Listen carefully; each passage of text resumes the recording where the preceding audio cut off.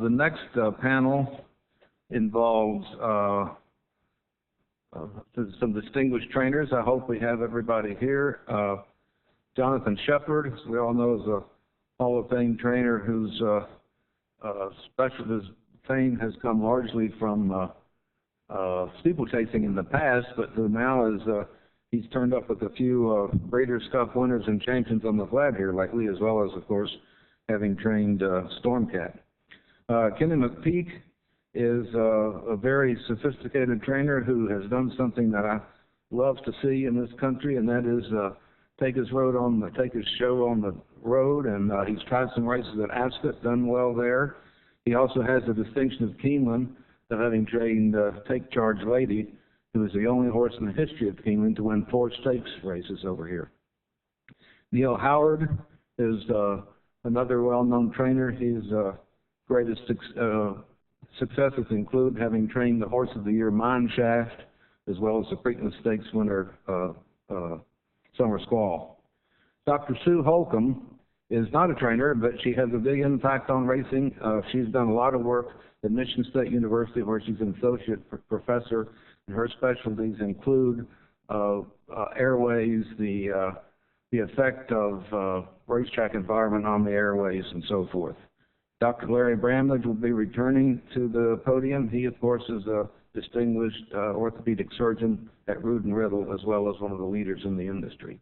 And to conduct this panel is another leader in the industry who is a longtime racetrack practitioner who decided he felt he could make a bigger difference by taking on another role. He allowed himself to be appointed equine medical director for the Horse Racing Board in California, and has been one of the real movers and shakers. I'm very proud that both he and Dr. Bramlage are on the board of directors of Racing Jockey Club Foundation. So without further ado, here is Dr. Rick Arthur. Thank you, Ed. We're not going to have any presentations from anyone today. It's going to be entirely a Q&A. I have a whole list of questions, and I hope you'll have some questions as well. Just to get things started, though, there's a videotape that PBG put together on the Miho Training Center in Japan, which is a training center that's entirely designed as a training center. There's no racing there at all. Jamie, can we get that videotape up? The interesting thing about Miho is that there's about 2,000 horses training there. They have 6 mild or greater racetracks, all with a different surface, so the trainer can choose which surface they want to go to. Some trainers will tell you the uphill gallop's no good, causes rear end lameness, and then another trainer will tell you that it's the best thing since bubble gum. The point being is there's a lot of variation, a lot of opportunity to train on different surfaces, and besides that, there's literally dozens of smaller training surfaces at different levels. Differences between Japanese and North American horse racing range from less racing dates to types of wages and, of course, bigger crowds. However, when it comes to the training of the horse itself, the similarities are the same. They exercise every day, they work out once a week. But unlike North American racetracks, most of the 8,000 horses under the JRA care are stabled away from the racetrack at state-of-the-art facilities, just like the beautiful Miho Training Center. Located some 75 miles outside of Tokyo, this massive training facility covers 2 million square meters. Trainers have the option of 7 different tracks, ranging from 7 to 10 furlongs, with surfaces varying from turf to dirt and even wood chip on which to train their horses. In a country where real estate is at a premium, the JRA has made great use of the infield to both training ovals by installing 9 trotting and walking rings. With less traffic on the track, this makes for a much safer training environment. A truly unique aspect of the Miho Training Center is the 6-furlong uphill wood chip training track. The horses run up a hill, walk back down, and then they repeat this routine. This type of training makes the muscles in the horse's hind end stronger and helps build endurance. To ensure integrity, training is monitored very closely by JRA officials. Every horse is identified by a numbered saddle tail that's color-coded according to the horse's age. Riders are required to wear different colored caps depending on whether they are a trainer, jockey, apprentice, or exercise rider. When a horse works on the wood chip course, his times are recorded by barcodes in the horse's saddle tail. Now, these barcodes are very similar to the ones that are scanned at the grocery store every time you make a purchase. There is one big difference, however. Instead of registering prices, these barcodes record times in 1 furlong intervals. If the option of 7 different tracks for trainers is not enough, they also have full use of the equine swimming pool and water treadmill facility at Miho. This one-of-a-kind complex provides a great substitute to traditional training methods, or it can be used along with a regular training schedule, as many horses come for a swim after having been to the track first. Indeed, no expense or detail at Miho Training Center has been spared, and a visit here truly underscores why Japanese horses have made such an impact around the world. And when it comes to training centers, it may soon be time for the rest of the world to catch up to Japan.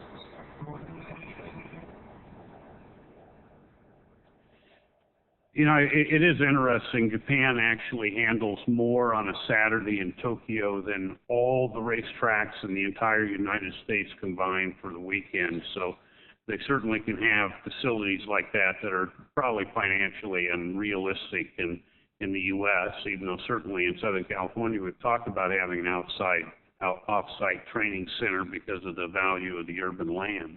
But the question here is a training facility that has various different training surfaces, and I know all of you have trained on a number of training surfaces, and this is directed to the trainers in the group.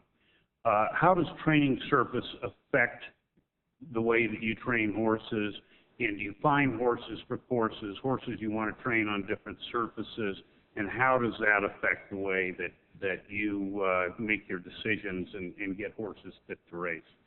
Neil, why don't you go first? Well, good afternoon. Thank you for having me. Training surfaces affect us 24/7, especially now in the synthetic age. We have to adjust everything we do every day, depending on whether we're here at Keeneland on the synthetic or at Churchill or New York on dirt, depending on weather, where you're not affected by that as much on the synthetics. And I just find that every morning when I get done, get my set list ready for the next day, but everything's done in pencil, because depending on the weather, we have to adjust to mud, in cold weather, sometimes cloddy tracks, depending, where we are in the wintertime. And you just have to be especially in this day and age where I am much more aware than I ever have been, as we all are, as you can tell by everybody in this room, you just have to pay attention to every little thing. Basically, I just adjust everything depending on the horse, conformation, what kind of, what's coming up for the horse, how critical is it to go on less than a fast track, because 90% of the time I'm training on dirt tracks, although I do keep horses here at Keeneland all the time, and you're able to stay on schedule much more. That is one beauty part about synthetics. But the majority of the time we're training on dirt tracks, so I try to adjust everything I do to that. But on off tracks, nowadays I think the most critical thing is having a rapport with track superintendents, where we're very fortunate here at Keeneland with Mike Young and Butch Lear at Churchill and Eric in New York. And just about everywhere I go nowadays, I find that the track superintendents are much more receptive to what we're doing. They're only a phone call away. And now we're in the age of new techniques with tracks being sealed, which is not a problem training on a sealed track. But when we have weather late at night and we confront a different racetrack in the morning, we're able to get a hold of the track superintendent to find out what their intentions are at break time. We go out and check the track early in the morning before it opens, just trying to be proactive about everything we do to see if we want to breeze on an off track or a sealed track, which is not a problem as long as the track is sealed satisfactorily. But I think communication with the track superintendents is key, and I find that they are ever more there for us than they ever have been before. I just think it's a matter of being proactive and just being extremely careful all the time and being one-on-one with your exercise riders on what you're trying to accomplish. If we have horses to breeze on an off-track,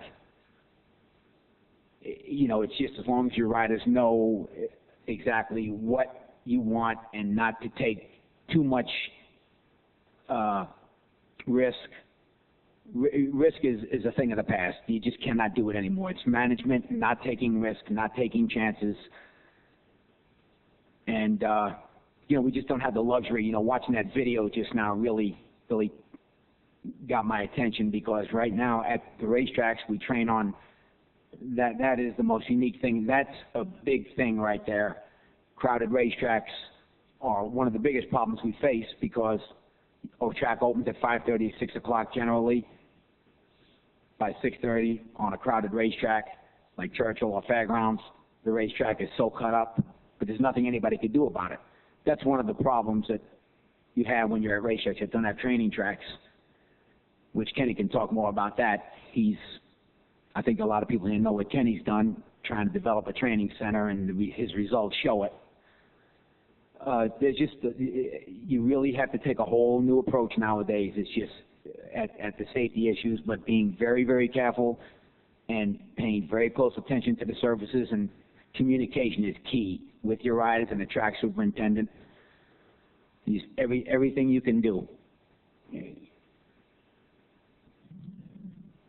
You know, when I first started, or years back before I made the changes in my career, I got frustrated with the fact that, you know, racetracks should basically, they open at 6 and they're done at 10, and if you don't like it, go someplace else. And I think that horses need more choices, trainers need more choices. This is eye-opening seeing Japan. I hadn't seen that. I've been a lot of places, and that's one of them I've missed. And, you know, Australia opened my eyes. The guys there, they have 5 or 6 different surfaces. They can go any direction. Me, myself here, North American trainers are handcuffed when it comes to this. You know, in my case, I handle horses depending on their stages of development. We can go Churchill in the dirt, Keeneland on the poly, my farm on turf. At the farm, we train right-handed, which I think that we need to train. Horsemen need an opportunity to train our horses the other direction on occasion. I noticed they were working horses right-handed in Japan. It's regular, like the experience that I had last week in Newmarket. We trained right-handed up a hill at Long Hill in Newmarket. You have 43 miles of gallops in Newmarket. It's incredible. So I think that the fact that North American horsemen have so many limits on what they can actually do, whether it's time or space, then it does affect the long-term soundness of our racehorses. The fact that we go left-handed, left-handed, left-handed all the time, we really don't. These horses wear down doing the same thing over and over and over. So in my case, I decided to change it up. I basically had to put my money where my mouth is. You know, I felt like I was going to be rewarded if it worked out. The other thing that I think that we need to focus in on is the inconsistency from track to track. For example, Gulfstream Park in the winter has 2 breaks, which I think is a great thing, because that gives horsemen an opportunity to breeze first thing in the morning. We get about an hour and 15 minutes, or a little longer than that, an hour and 45 minutes. Then we get another break. Then we get an hour in between, and then we get an additional break, which I think is fantastic. I think at certain times of the year we have issues with, for example, Churchill, I think, gets too dry in the summer because of the heat, and it takes all the water out of the racetrack. We're not racing over it regularly. It gets too cuppy. I have more problems with my horses in the summer at Churchill. We're going to shift a bunch of them north to Saratoga once the meet's over, but I think that Churchill Downs, just as an example, and many tracks have their idiosyncrasies, is a track that needs to address that during drier weather or colder weather, which Turfway deals with. But all in all, you know, I do think that the efforts that everybody's making are progressive, but I think there's more that can be done. Things like they're doing in Japan, I mean, this would give us so much more options for guys like Neil and Jonathan. I mean, I think it's a dream for us to be able to handle horses under those situations. Jonathan? Well, I agree completely. That video certainly made me drool. At the racetrack, as my colleagues have said, we pretty much have our hands tied. All we can do is just gallop around in little circles to the left on the same surface day after day. And frankly, I think it's kind of amazing that the horses, they're extremely adaptable animals, that they seem to cope with it quite well. They're out of their stalls for a very short amount of time. They exercise just for a couple of minutes, really, besides the walking after they come in. And in many cases, they don't get taken out in the afternoon. Some people like to take them out and give them a few turns and pick a grass, which we try to do whenever we can. I'm slightly unique in the fact that I do, as Kenny now does, have a farm of my own, and I really enjoy the luxury of being able to rotate horses, send them to the track for a while, particularly the young ones that need to get racetrack-wise and gate cards and tattooing and so on. And then having done that, then we can give them a little spell of training on the farm, so they're not constantly on the same surface all the time. I don't think we've still discovered exactly the perfect surface for everything, but I think it's important to be able to vary the surface that you train your horse on. I like the idea that we have synthetic tracks now, because that gives us a third choice. It used to be turf and dirt, which are basically two extremes. Now we have something that's kind of in the middle. Some dirt horses run fine on synthetic, and some turf horses do too. And that gives us another option. I think we need to be very careful I think the tracks need to be very careful to keep their priorities in order. I've always had the feeling that some tracks, perhaps they have budgetary restraints and they tend to cut corners a little bit. To me, the single biggest investment a racetrack can make is to have a very good surface. And I'm not sure all racetrack owners seem to appreciate that. I think somebody mentioned one of the earlier discussions about the base. Maybe one of the reasons why the synthetic seems to be safe is because they have to tear the whole track up and put a new base down. Maybe that should have been done anyway, from time to time. We have, particularly some of the smaller tracks, year-round racing. The track never really gets a break. People don't have an opportunity to see really what is going on the base of the track. And even at some of the bigger tracks, they rotate back and forth, as we know, in California, between Hollywood and Santa Anita, and between Aqueduct and Belmont in New York. I really feel for the people that train at the smaller tracks, because I think they're probably even under more pressure. Their horses probably are halfway worn out by the time they get there. And I believe that there are some smaller tracks that I think really need to examine their priorities, because many of them now have slot machines. They have pretty good revenue, and I don't see the racetrack conditions, the track services or stabilizers really improve much at all. And I suppose to some extent that's up to us horsemen's groups to try and put pressure on them. But to me, that's one of the areas that definitely is room for improvement. And I've always felt that you're going to have some breakdowns regardless.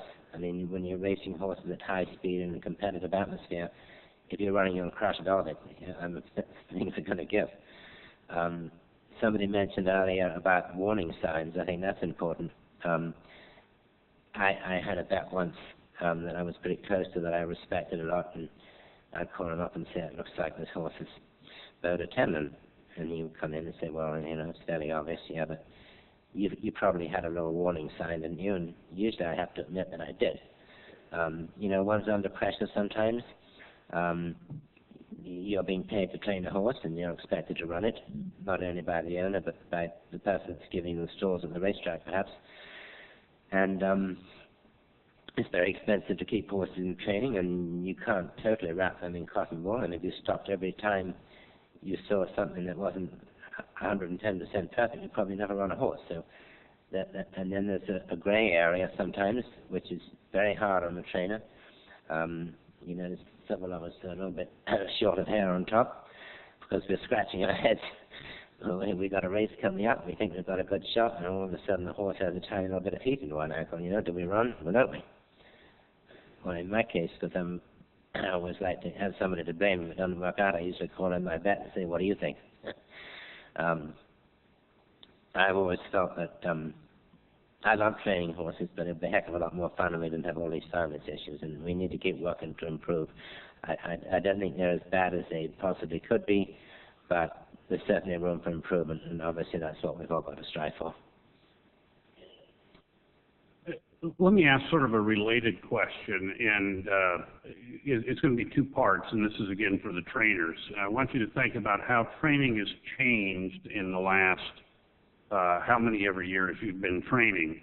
And I want you to keep in perspective the fact that if you look at the number of starts or number of works for the first start, they've increased in California, they've increased in Kentucky, they've increased in New York, and not only that, the average work for the 5 furlong work, the fairly standard work, has increased almost 4/5 of a second.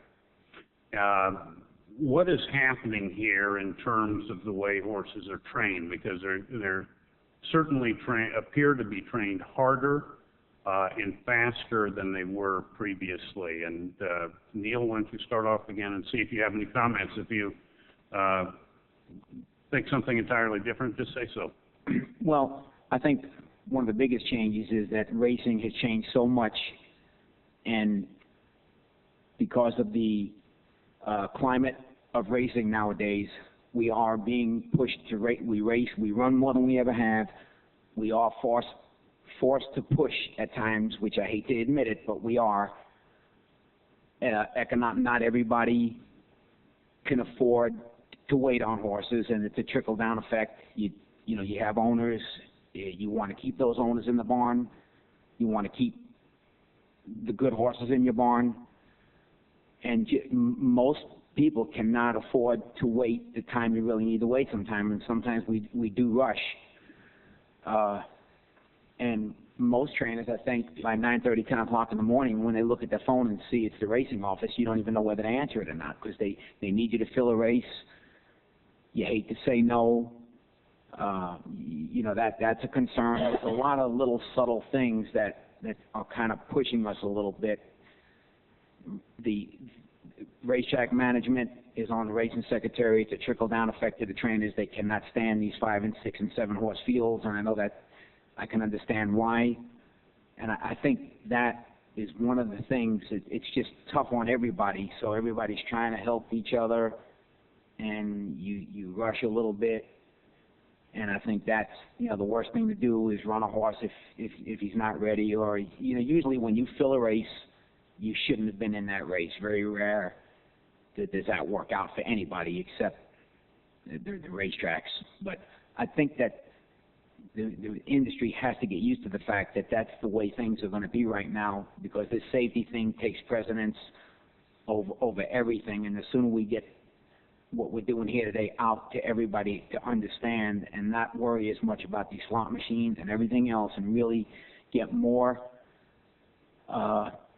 Bottom line is, I think one of the things that's going to help is getting these racetrack operators to kind of spend just a few extra minutes with us to see what this is a big problem. We need the racetrack operators to get a little more of a feel of what we do and how difficult this really is just to get a horse to a maiden race, much less an allowance race or a stake. And as far as getting a horse ready nowadays, I know I hear all these things about, horses are soft nowadays, and it's not like it was when Manowar was running 50 times before he was 3 and all that. I just think that it's just the way that it's totally different than it used to be. The racetracks, they just want to see the field sizes, period. It's not as much of a sport as it used to be. Those days are gone.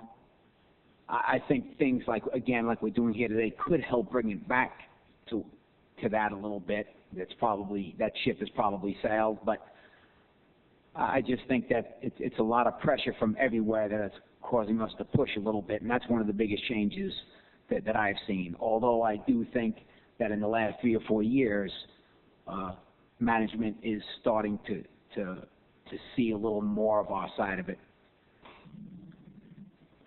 Kenny? Well, it's changed a lot for me. When I started, actually, Neil Howard was the first trainer I ever met in my life. My father took me to his barn when I was probably 15 years old. And it's changed a lot in some ways, but it's not changed at all in others. Where to start? Well, I think that it's terrible that there's been no movement in national licensing. There's not been any movement in the uniform rules of medication, whether even just the rules of racing. I can't even comprehend why we have different rules in Ohio and Indiana and Kentucky, and here we are in one little pocket. But anyway, so that is something I think desperately needs to be looked at, and we need to keep pushing for. The track surfaces, I remember when they put in the turf course at Churchill Downs in, I believe it was 84 or 85, and that was a really big deal. And so I think that, definitely we made some movement there. And then now with the synthetics, I think, and the synthetics are good. I like trying the different surfaces and obviously the dirt tracks. When Keeneland had the dirt track here, let me tell you, it was awful. I mean, we had more injuries over this thing. They had more, that was one of the greatest moves that's ever happened when they eliminated that surface. The limestone base there, Turfway Park was brutal. I mean, we had so many issues. So there has been a lot of positives that we've seen. I think we need to keep pushing.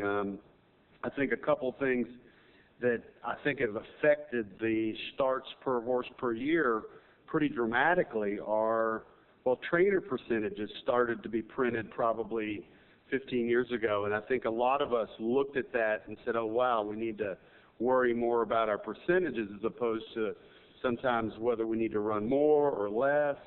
And you do get a lot of owners nowadays that look at your trainer percentages and are analyzing you not necessarily on your overall work with a horse so much as just whether you win at 20%. And so there are certainly situations where, you're better off running a horse than you are continually working. I think if someone looked up when they started printing those, the starts per horse per year dropped 2 points the year that they printed those. So it's changed. It's as much psychology as it is the actual physical nature of the horse. And there are trainers that will not run a horse unless they feel like that they've got a chance to knock off that 20% number. And so that's something that's affecting all of us. Obviously, racetracks make less money when less horses run, and owners make less money when their horses are in the barn too. I don't believe, and this may be controversial, I don't believe the Triple Crown will ever be won while Lasix is being used in each of the 3 races. Because if you use Lasix in your preps, and then you use it in the Derby, and you come back in 2 weeks and use it in the Preakness, and then use it again in the Belmont, your horse is whipped. The dehydration factor for a thoroughbred going that close and getting Lasix is nearly impossible for him to win. It's going to take an incredible horse to win that series of races under that time schedule with Lasix in their system. How do you change that? I mean, I had a period where I had a couple of horses where I ran without it, and when the first time they got beat, I had to fight off getting fired because I didn't have the horse on Lasix. So, the dynamics of that are another issue. Me, myself, I think we need to push it to another level, and I know it's controversial. I think we need to eliminate all medication in graded races. I think that's something that the Thoroughbred Owners and Breeders Association, being the force of the Graded Stakes Committee, can possibly get done. Internationally, we are alone. The rest of the world runs without it. I mean, why can't we in our graded races? Ultimately, our horses are going to get stronger without it. They'll be stronger in the breeding shed and hopefully stronger in the market, because there are buyers worldwide that look at the American Thoroughbred and say, he won on medication. So anyway, there's a lot to do, and a lot has changed. Yeah. Jonathan, before you answer, I would like to jump in here and say that the racing fatality rate in the U.S. is virtually 3 to 4 times higher in the U.S. than it is overseas. And Ted Hill and I deal with the IFHA Scientific Advisory Committee, and I will tell you that there is no doubt in their mind that is a function of our medication policies. I'm not sure that's an absolute fact, but there's no doubt in their mind. And Jonathan, before you answer the question about how training has changed, I remember when before I was a veterinarian, Charlie Whittingham worked Cougar, getting him ready for the San Indian Handicap, and he worked him in 11 and change. That was such a big work, we talked about that for a week before the race. Nowadays, you'll pick up the racing form and there'll be a maiden 32 cow bred. In fact, most of them have worked 11 and change. So why don't you answer the question, and if that may or may not be appropriate to any comment you want to give forth there. Yes, well, I think the original question that you asked was, are trainers working their horses faster now? And you implied that you thought that they were. Because you're from California, and that's where Bob Baffert trains. Bob gets mad when I say this, but I actually blame Bob for a lot of the problems, because it's not that Bob breaks down more horses, but so many people try to emulate the way he trains. I will tell you, trainers love 57 and change works. Yeah. They do. They love to brag about their horse working 57 and change. I didn't say that in a critical way, just as a kind of an aside, because obviously Bob's But the increase in works, and times is also true in Kentucky and New York, and we did an Equibase search, and you can actually document. Well, not having seen those statistics, I actually would have begged to differ. It seems to me that trainers are a little bit easier on their horses now than what I've read about them in the old days. For example, it was quite customary when I first came to this country, however many years ago, I'm not going to say, about 40. We used to work horses 3/8 of a mile the day before they ran, and the trainers I worked for always liked it if they went in 35 or 6. Now nobody works horses more than 3 or 4 days out, I don't think. And in the old days, Max Hirsch, for example, he was known to, before a big race, he would work his horse a mile or sometimes even a mile and a quarter and blow it out half a mile the day before that. So maybe the times are just a little bit faster, but I don't think the overall regime is quite as tough on horses. I think in the old days, money wasn't quite such an issue. We had a lot of owner breeders. I think they probably instructed their trainers, we really only want to have good horses, so sort them out, as youngsters. And they probably were fairly hard on them, and the ones that survived, that maybe is one reason why the statistics are that they ran more regularly when they were young, because the ones that didn't make it fell by the wayside. Now, people can't afford to take chances on working horses that hard because they're trying to get everything for the races because there's so much money tied up in them. And I think the sales probably have a lot to do with it too, because now so many of the horses that the trainer has through his hands have been through a sale, and the people that sell them, all they want to do is get as much money as they can for them. And it's not like training a homebred, because, you want a horse nice and fat and shiny and sleek, and whether it breaks down before it becomes a 3-year-old or not doesn't particularly matter, so long as the guy's going home with $500,000 in his pocket. He's not the one that's going to end up training it. Most of the horses I have belong to the people that bred them, and it's a rather different situation. I guess I'm lucky in that regard. So I think that going back to what I said, maybe some of the times are a little bit faster if you can justify that statistically. My own feeling is trainers in general tend to be a little bit easier on horses than they were. Interestingly, Buster Miller, who just got elected to the Hall of Fame, would routinely blow his horses out in 33 the morning of a race. But they usually would be fairly short works. Larry, I'm going to give you a chance to answer a question here, and if you want to comment on anything else here. Santa Anita operated for 5 years before they had a veterinarian that was a real veterinarian. Louis B. Mayer brought John Peters out in 1939.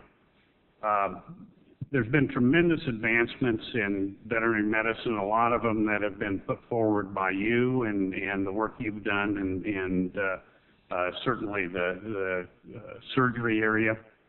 But why do we still see, with all those advancements, such a decrease in starts per year and starts per horse in their career?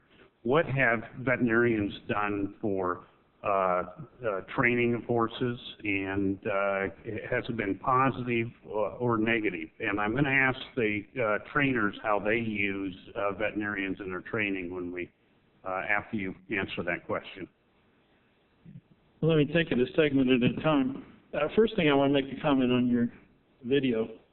If we could move to the Japanese system, the first thing we would automatically do is drop the expected number of starts per year to 3 to 4 starts, because that's what the Japanese horses run.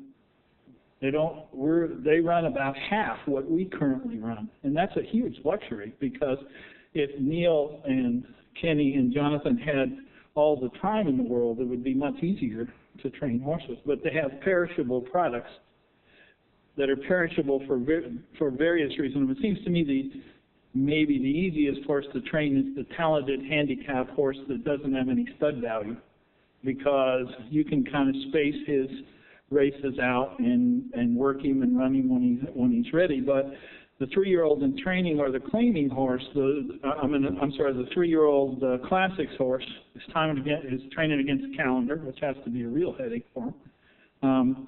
And the claiming horse many times can't earn enough in purse value that he can afford to take time off and train all the way back, depending on what level of claiming horse they are.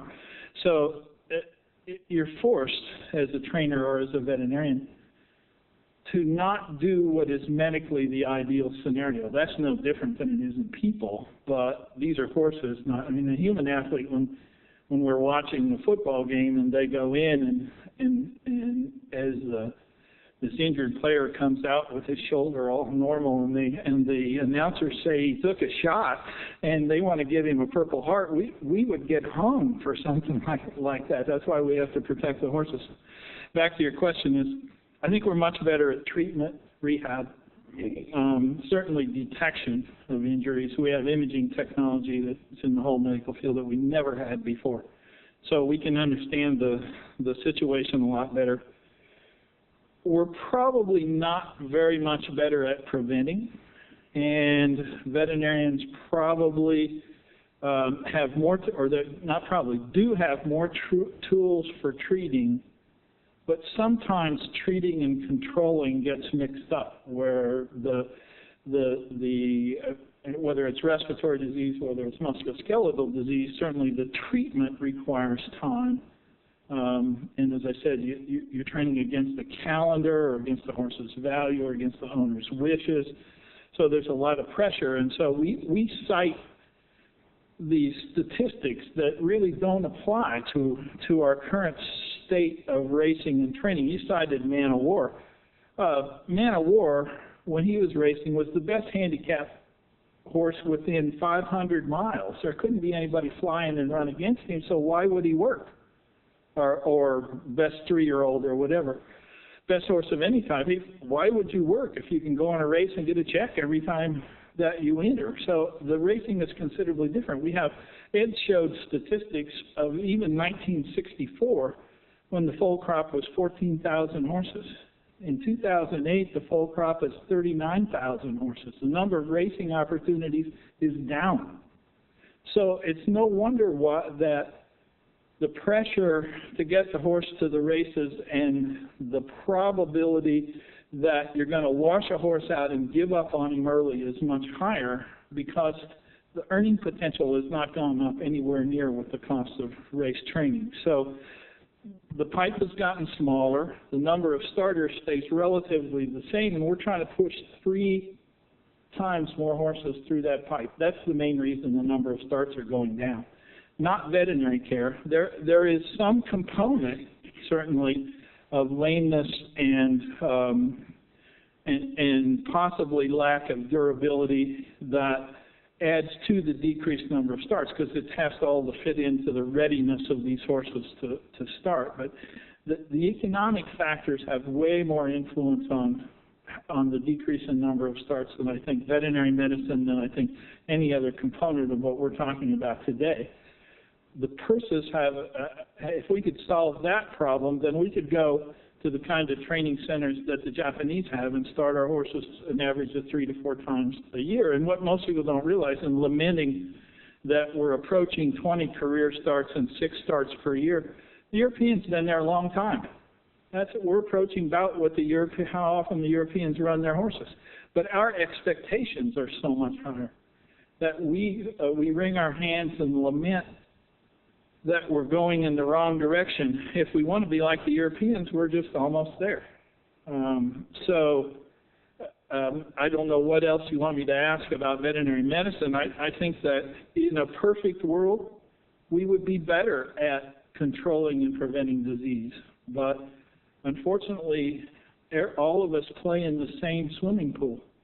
And we have to keep the owners happy, which more and more are fueling the game, similar to what the show horse business is. They don't expect to make money.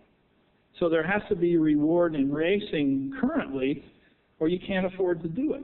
You either have to like to go to the races and watch your horse run, you have to want to have a Kentucky Derby winner, or you really can't make a living doing it as a horse owner.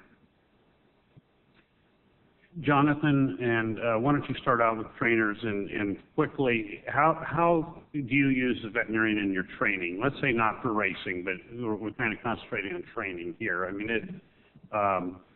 every day, your veterinarian's there every day in your environment. How do you use them? How much work do they do for you as compared to when you first started 40 years ago?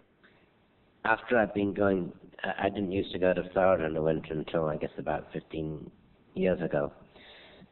And after I've been going for 2 or 3 years, the veterinarian that had been doing my work at, a vet that I was thinking about using in Florida called my veterinarian at Delaware Park, which is where the horse was stabled on summer, and said he was going to try to approach me to maybe get my work in Florida that winter. And the veterinarian in Delaware said, well, if you're relying on Jonathan for a living, he said, you're going to starve to death. So to put it in a nutshell, I use him as little as possible. But it certainly is, I mean, there are, cases, obviously, where they can be a huge help. There are cases when I'm sure a lot of people in the same company as me, and we kind of need our hands held a little bit sometimes. We're just not quite sure. You really just kind of need a second opinion. I very much prefer to use veterinarians that I've had a relationship with over a number of years, because that way I kind of know what his diagnosis is, how to interpret that. If it's somebody I don't know and they come in and say, well, I think this horse is fine, maybe stand him in ice before he runs, give him a little bit of abuse the day before, he'll be in good shape. Does that mean he really thinks that? Or another vet might say, well, you're in bad shape here. I think you're running a huge risk if you run the horse. So you kind of have to know what you're dealing with a little bit.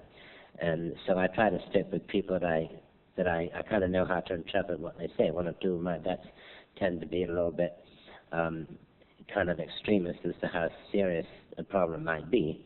And then what I basically do, I suppose, is listen to what I'm being told and then kind of make my own judgment.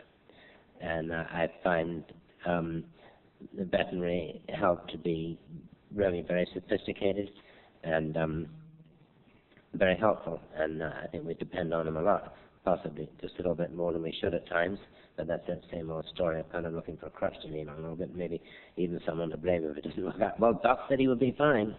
Sorry, he broke down. Okay. I use an assortment of different veterinarians for, depending on what area we're in. I really try to keep it as simple as possible. I think that mostly medication is overrated in many cases. Probably get a little more aggressive in that department when it comes to the bigger races, kind of like saving an ace to play late. Dr. Landry does a lot of acupuncture. He takes the Chinese acupuncture points. I've got a great relationship with him. I trust him explicitly, when we're dealing with whatever issues it might be.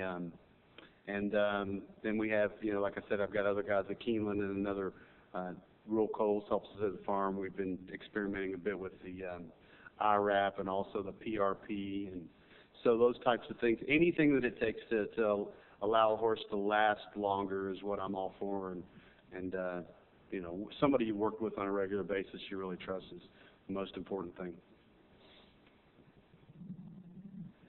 I like to stick with just a couple of practices. I'm fortunate enough to use one practice in Kentucky all season long and one in Louisiana in the wintertime.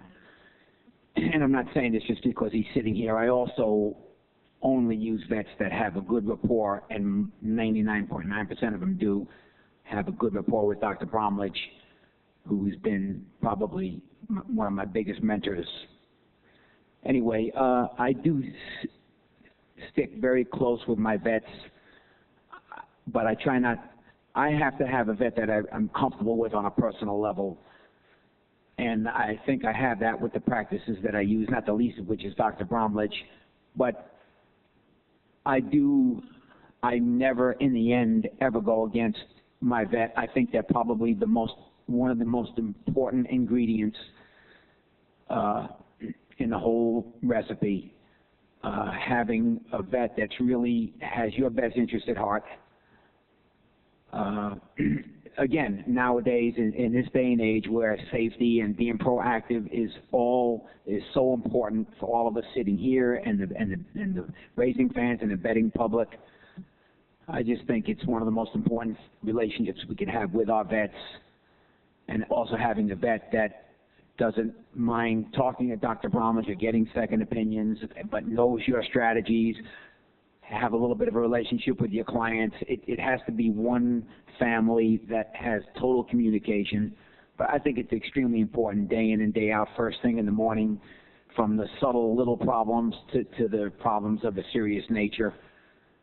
I think I have that in the vets that I use, but I don't think you try to find that balance, not overdoing it, because we all know that expenses is one of the biggest. You have to be very careful about expenses, and after all, I mean, the whole subject of what the owners put in this game, we don't have time for that right here today, but I feel it's probably in the top 2 or 3 things that that help us get through each racing season and really helping our owners get from point A to point B and achieve the goals that we have in mind. You know, years ago, the Blood Horse did an article about the things that drive owners up the wall about owning horses. And the first one was your trainers not calling your owners. And the second one was vet bills. And I don't think it's changed. It might have reversed order now, but I'm not sure. Dr. Holcomb, you've done considerable work on respiratory disease in the racetrack environment. Could you briefly describe what your research with the emphasis on what these trainers should know about the racetrack environment and respiratory disease? And if you can do that in about 5 minutes, or maybe not more than 10, I would appreciate it. No, I'm sure I can do that in less. First of all, I doubt that I will tell these gentlemen anything that they don't already know. I'm lucky enough to work with some wonderful people at Michigan State University, Dr. Ed Robinson and Fred Dirksen, that run the pulmonary lab. And we started looking at airway inflammation. I was interested in upper airway inflammation because I studied a disease, dorsal displacement of the soft palate. And I joined their group.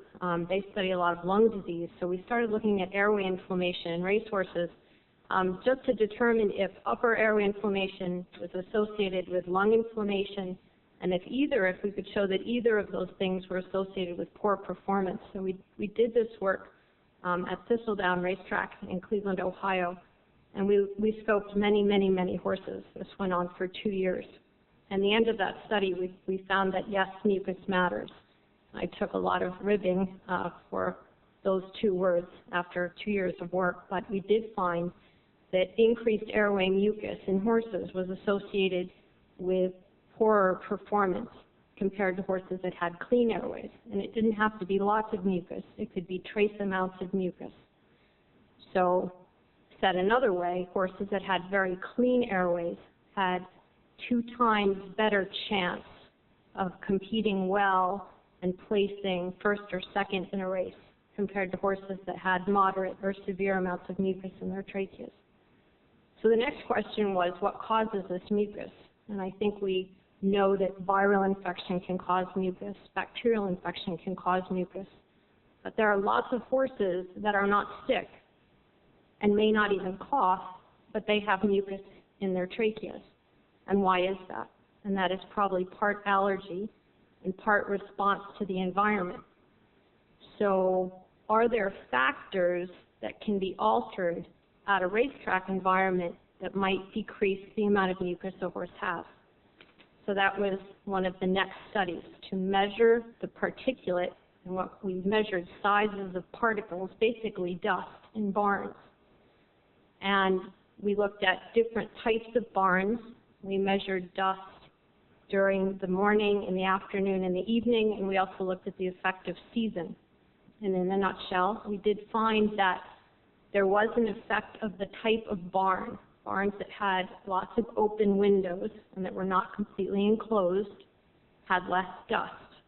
That is probably, again, not something I'm telling these gentlemen that they might not already know. We also found that the most dust in any barn happened in the morning. So when stalls are being cleaned, when the shed row is being raked, when hay nets are being filled, by far and away that's when there was the most dust. We found that there was a seasonal effect of dust. When it was dry in the summer, there was going to be more particulate compared to when it was cold or when it was wet. And again, that would make sense. The one thing that we did not expect to find is that in all of the barns, no matter how they were constructed, there were what we started to call hot stalls or hot spots, where that stall just had a lot more dust than other stalls in the barn.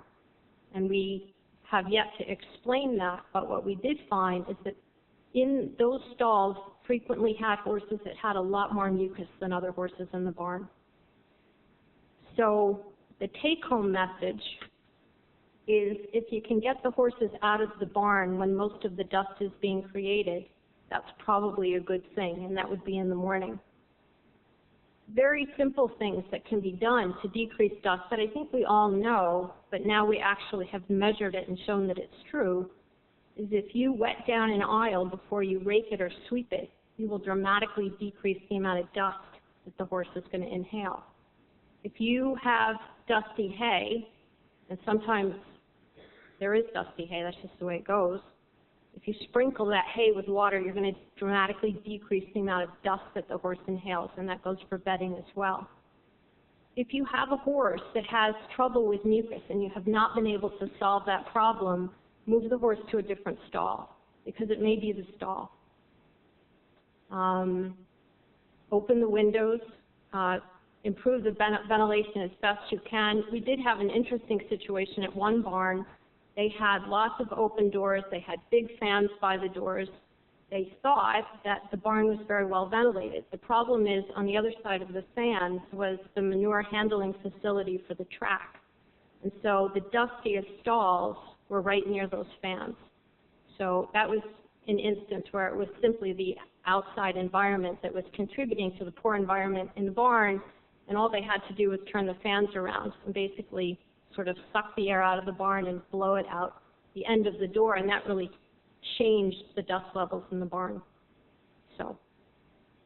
Well, thank you. That's actually a good segue into my next question, and I'm going to talk about 2 recommendations. We're behind time. We're only going to get about half of my questions done, but there's 2 recommendations from previous welfare and safety summits. One was a requirement for continuing education for trainers.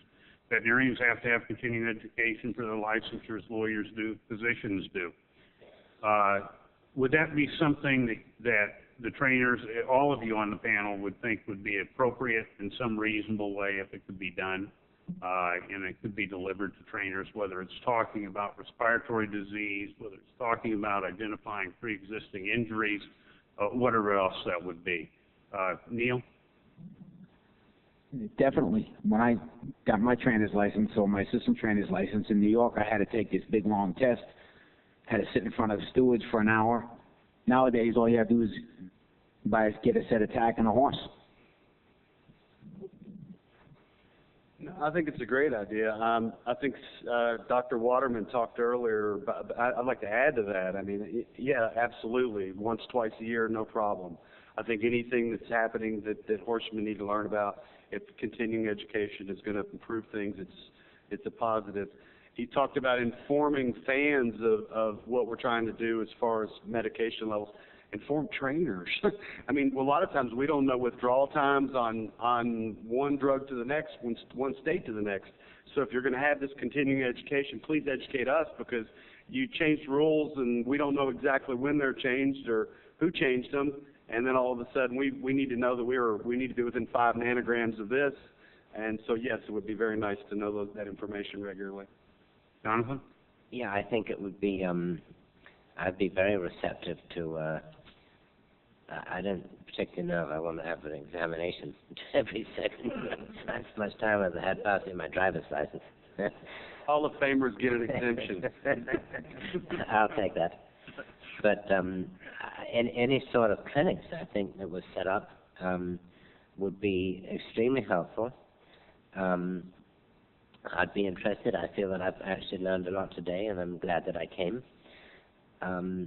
I should mention that I think a lot of trainers, either through being in a routine where they finish their last horse and they make their entries and they go for breakfast or take a nap or whatever, but I do remember a couple of years ago at Gulfstream Park, a prominent respiratory veterinarian from Cornell University came to make a presentation at Gulfstream Park after training hours, and I attended, because he's actually operated on several of my horses, and I think a lot of them.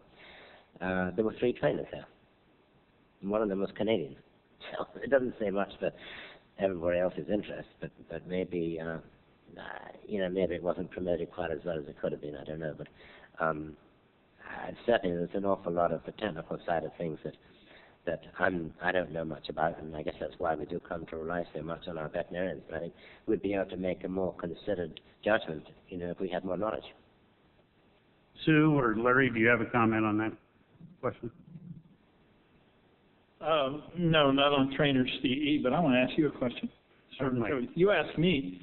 My practice has changed a lot in relationship to the trainers over the years with the advent of arthroscopy and we interrupt disease a lot earlier than we did in the past, and we use those sort of things as a tool. You have a different perspective from your practice from when you started to when you finished. How did you change from whenever you were Jack Robbins' right-hand man to where you finished your practice? Did it change a lot? Yes, it did, and a lot of it had to do with horsemanship amongst trainers. When I first started, virtually any groom could twitch a horse. They could handle a tough horse for you. They could do anything, and they were the grooms were the first line of defense whether a horse had a problem. Went to the foreman, assistant trainer, and then you were called in. Nowadays, there's some stables. I never had stables like this that have them look at every horse every day, as compared to a triage system. This horse needs to be looked at, and this horse doesn't. Certainly the intensity of the veterinary care. I was a 7th or 8th veterinarian at Santa Anita. Nowadays, I think there's over 35, maybe close to 40. The intensity has changed dramatically. And I do think the amount of medication used has changed dramatically as well. And I'm not entirely sure that it's been for the good, because particularly with the way the regulations are, you have to have a very disciplined system of medication use, and that's why almost all horses get the same regimen, particularly in the big claiming stables and other mega stables. They'll get X, Y, Z in a particular order of fashion. So I think those have changed. But I think the change in horsemanship changes. A story with Dick Mandela had a horse called Sandpit. It was before the sunset, and he showed him to me. He had a big ankle. It was about 2 weeks before the sunset, and I said, Dick, I'm pretty sure I'm going to have to inject that ankle here in the next few days. And he said, let me work on his feet because he had a little bit long toes. Took the shoe back a little bit. If I would have injected that horse with Depomedrol, I would have thought I did a hell of a job. And just by changing the way the horse was shod, he did a better job than a veterinarian can. And I think sometimes those horsemanship issues are lost. No, I agree with you because I think trainers and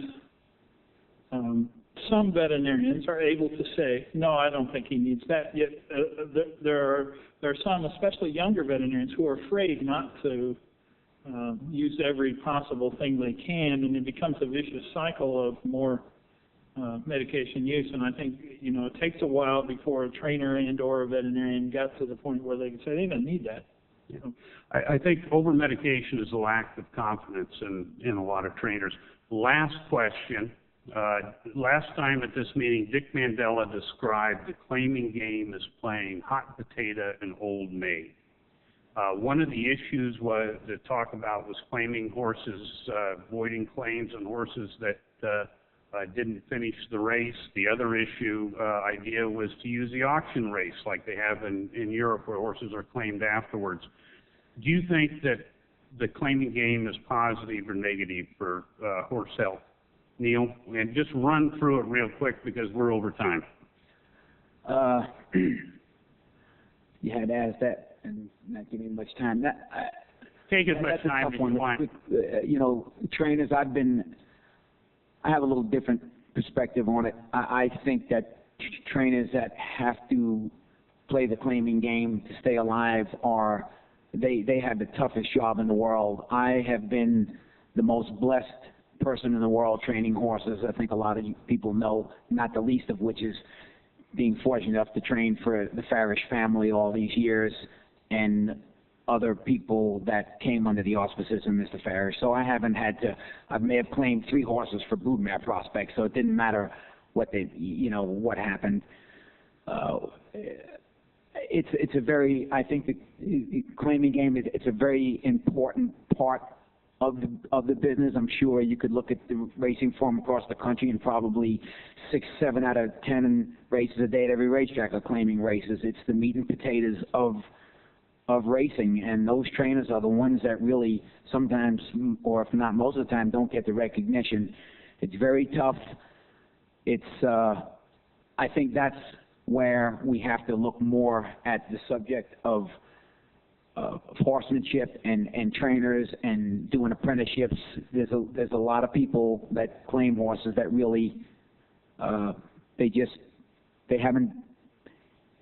haven't trained horse. They don't have the experience, and there's a lot of people in the business that are claiming horses that really shouldn't be, and that's a problem. But I do think the claiming part of the industry we couldn't do without it.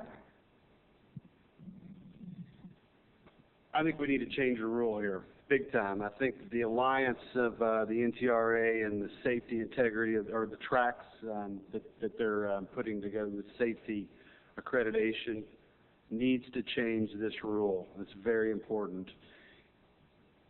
Dr. Mundy told me I think it was about late 80s, he was Kentucky State vet. He said the largest percentage of breakdowns are in the first quarter of a mile of a race. I don't know if that's still true or not, but his implication is that most of those horses were already hurt before they left the gate. I think that we need to have house rules in every racetrack that will accept them, that if the horse does not finish the race, then the claim is voided. And that if the horse has what I would call a poor performance, then the stewards will have to make that call, and buyer gets the choice to keep the horse or return the horse.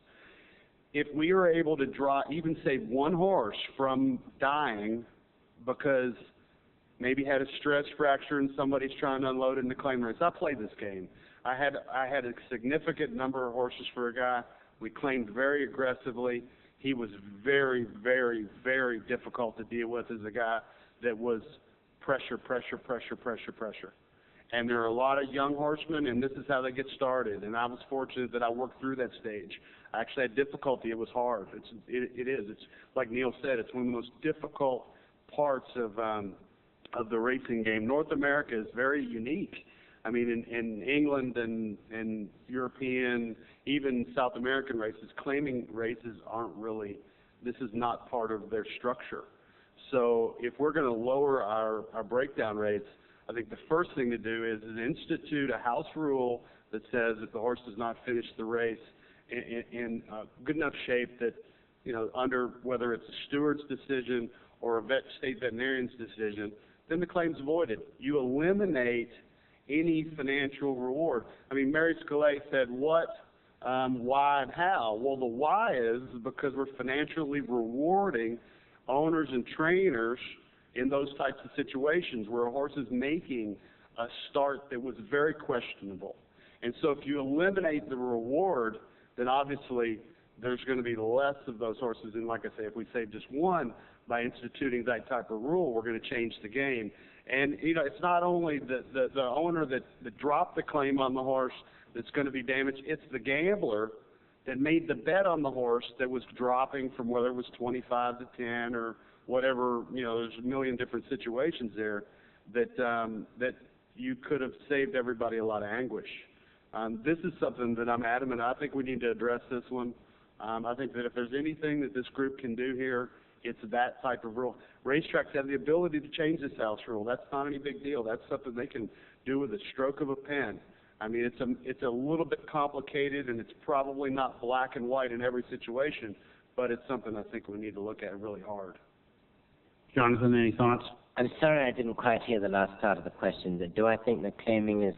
Do you think the way the claiming game is played today is detrimental to the welfare of horses, and whether we should be looking for alternatives like Kenny just described, voiding claims, or change our claiming game to an auction game where the horses are claimed after the race like they have in Europe?